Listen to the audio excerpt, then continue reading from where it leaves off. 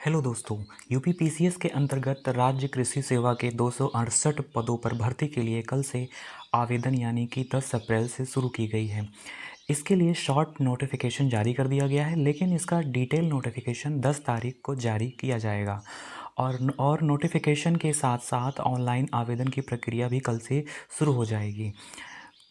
आवेदन की तिथि जो है 10 अप्रैल से लेकर के 10 मई तक है, तक आप आवेदन कर सकते हैं। ऑनलाइन आवेदन में सुधार या संशोधन या शुल्क जमा करने की जाने की अंतिम तिथि 16 मई 2024 निर्धारित है। वर्तमान में सम्मिलित राज्य कृषि सेवा परीक्षा 2024 के लिए रिक्तियों की संख्या 268 है, लेकिन परिस्थितियां या आवश्यकता अनुसार रिक्तियों की संख्या में घटाया बढ़ाया जा सकता है। एज लिमिटेशन की बात करें तो 21 वर्ष से 40 वर्ष तक के बीच होनी चाहिए। दिव्यांगों के लिए ये 21 से 55 साल तक के दिव्यांग आवेदन कर सकते हैं, यानी दिव्यांगों को बहुत बड़ी राहत मिल रही है। आयोग के सचिव के अनुसार ऑनलाइन आवेदन करने की प्रक्रिया, शुल्क जमा करने की प्रक्रिया, जाति प्रमाण पत्रों का प्रोफार्मा, प्रारंभिक और मुख्य प्रमाण पत्रों का प्रोफार्मा, प्रारंभिक और मुख्य परीक्षा के केंद्रों के जिला के नाम, आरक्षण एवं आयु में छूट के संबंध में महत्वपूर्ण निर्देश 10 अप्रैल को जारी होने वाले विस्तृत विज्ञापन में उपलब्ध रहेंगे। आयोग को राज्य कृषि सेवा परीक्षा के लिए रिक्त पदों का अधियाचन काफ़ी पहले ही मिल चुका था, लेकिन शासन से पाठ्यक्रम संशोधन की मंजूरी मिलने के इंतजार में विज्ञापन अटका हुआ था। पहले इन पदों पर भर्ती पीसीएस परीक्षा के माध्यम से ही होती थी, लेकिन बाद में अलग संवर्ग गठित कर दिया गया। सभी अभ्यर्थी ओटीआर अवश्य कर लें। बिना ओटीआर के आप परीक्षा फॉर्म नहीं भर पाएंगे। अगर आपके पास ओटीआर है तो बहुत अच्छी बात है। इसके आवेदन की प्रक्रिया कल से स्टार्ट होगी। जब विज्ञापन कल आएगा तो उस पर एक डिटेल वीडियो बना दी जाएगी और इस चैनल पर अपलोड कर दिया जाएगा। सभी मुख्य बिंदु को शामिल करते हुए, सभी सावधानियों को शामिल करते हुए वीडियो अपलोड की जाएगी। दोस्तों, बात करते हैं यहाँ पर असिस्टेंट प्रोफेसर भर्ती के लिए। तो जून में होगी पदों की गणना। अशासकीय सहायता प्राप्त महाविद्यालयों में असिस्टेंट प्रोफेसर के लिए नए पदों पर भर्ती का प्रक्रिया जून के बाद ही शुरू हो पाएगी। शिक्षा सेवा चयन आयोग की नियमावली में प्रावधान किया गया है कि हर साल जून में रिक्त पदों की गणना की जाएगी और जुलाई में पदों का अधियाचन आयोग को भेजा जाएगा। इससे पूर्व आयोग को अधियाचन भेजे जाने के लिए कोई समय सीमा निर्धारित नहीं थी।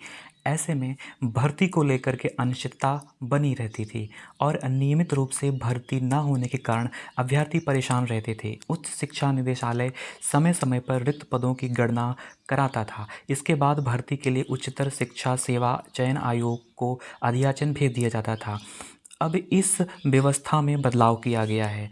आयोग की नियमावली में प्रावधान किया गया है कि हर साल जून तक शिक्षा सेवानिवृत्ति से जो पद खाली होंगे, उच्च शिक्षा निदेशालय उन रिक्त पदों की गणना कराएगा और इन पदों पर भर्ती के लिए निदेशालय जुलाई के शुरुआत में शिक्षा चयन आयोग को पदों का अधियाचन भेज देगा। फिलहाल अभ्यर्थियों को अभी पुरानी भर्ती पूरी होने का इंतजार है, जिसके लिए अगस्त 2022 में आवेदन की प्रक्रिया पूरी हो चुकी है। असिस्टेंट प्रोफेसर के 1017 पदों पर भर्ती के लिए तकरीबन 1.14 लाख अभ्यर्थियों ने आवेदन कर रखे हैं। नए आयोग के गठन के इंतजार में भर्ती अटकी हुई है। इन पदों पर अब तक उच्च शिक्षा सेवा आयोग के माध्यम से ही भर्ती होती थी। शिक्षा सेवा चयन आयोग में उच्चतर को समाहित कर दिया गया है। ऐसे में पुरानी भर्ती अब नए आयोग के माध्यम से पूरी कराई जानी है। इस भर्ती के लिए परीक्षा होनी है, जिसकी तिथि अभी तय नहीं है। अब नए आयोग की परीक्षा तिथि और इंटरव्यू पर निर्णय लेना है। लोकसभा चुनाव के बाद परीक्षा तिथि घोषित की जाने की उम्मीद है।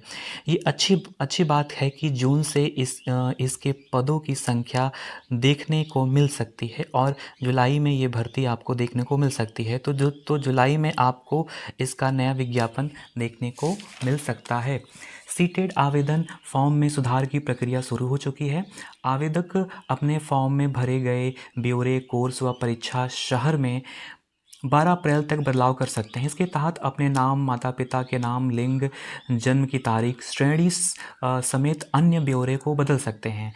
इस तिथि के बाद आवेदकों को किसी प्रकार का सुधार करने की अनुमति नहीं दी जाएगी। चुनाव के चलते एसएससी की 3 भर्ती परीक्षाओं की तिथि में बदलाव किया गया है। जो परीक्षाएं सिलेक्शन पोस्ट, एसआई व जेई भर्ती परीक्षा के कार्यक्रमों में बदलाव है। अब 5 से 20 जून तक होंगे इन भर्ती परीक्षाओं की लिखित परीक्षाएं।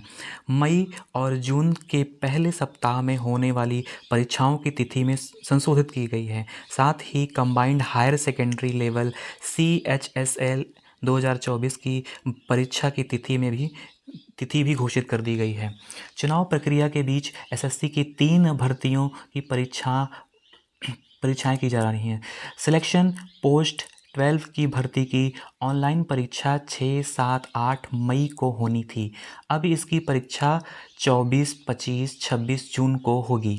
सेंट्रल आर्म्ड पुलिस फोर्स और दिल्ली पुलिस के सब इंस्पेक्टर की भर्ती 4 मार्च को आई थी। 9, 10, 13 मई को परीक्षा होनी थी। अब इसकी परीक्षा जो है 27, 28, 29 जून को होगी। जेई की भर्ती विज्ञापन 28 मार्च को आया था। इसकी परीक्षा 4, 5, 6 जून को होनी थी। अब यह परीक्षा 5, 6, 7 जून को होगी।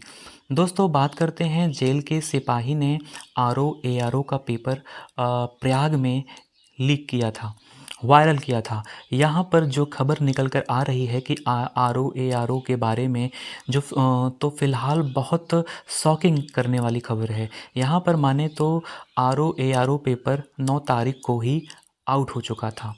न्यूज़पेपर के अनुसार आरओ एआरओ पेपर लीक प्रकरण में मेजा के राजीव नयन के से पूछताछ में बड़ा खुलासा पता चला है। प्रयाग में पेपर वायरल करने में जेल की सिपाही का नाम लिया गया है।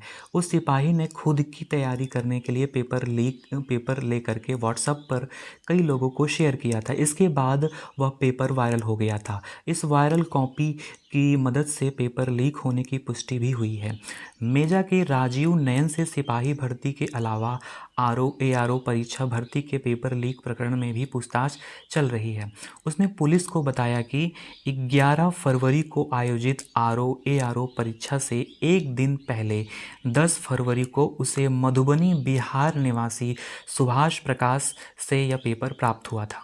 पेपर मिलने के बाद राजीव नयन ने नैनी स्थित आरोग्य हॉस्पिटल में अपने अभ्यर्थियों को उत्तर रटवाए थे।